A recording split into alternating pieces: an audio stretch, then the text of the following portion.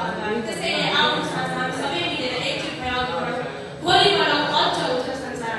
धन्यवाद। कार्यक्रम सञ्चालक राजकुमार जुनियर जेसिसले आयोजना गरेको 14औं राष्ट्रिय जुनियर जेसिस लिडरसिप एकाडेमीका सभाध्यक्षज्यू, यस हलमा उपस्थित सम्पूर्ण महानुभावहरू, ड्यासमा आसीन निर्णायक मण्डलीहरू लगायत जेसिस तथा नन जेसिस मडलमा म इन्द्रपुर जुनियर जेसिसको प्रस्तुति जुनियर जेसिस साधना भट्टराईको तर्फबाट गानुहोस् त्यसैबाट उत्पादन। नमस्कार।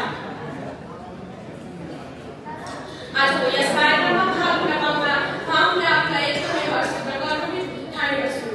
अब पनि ढिला नगरिकन आजको विषयवस्तुतर्फ अघि बढ्ने अनुमति चाहन्छु र आजको ओराटरीको विषय रहेको छ वर्ष 2025 को राष्ट्र खेल अर्थात् भोलिको उज्जवल भविष्यका लागि सँगै अघि बढौँ हो। हामी नेपालीहरू सधैँ भन्ने गर्छौँ एकताले बलु भनेर, तर जबसम्म हामी सबै एकजुट भएर अघि बढ्दैनौँ तबसम्म सही अर्थमा समृद्ध सम्भव छैन।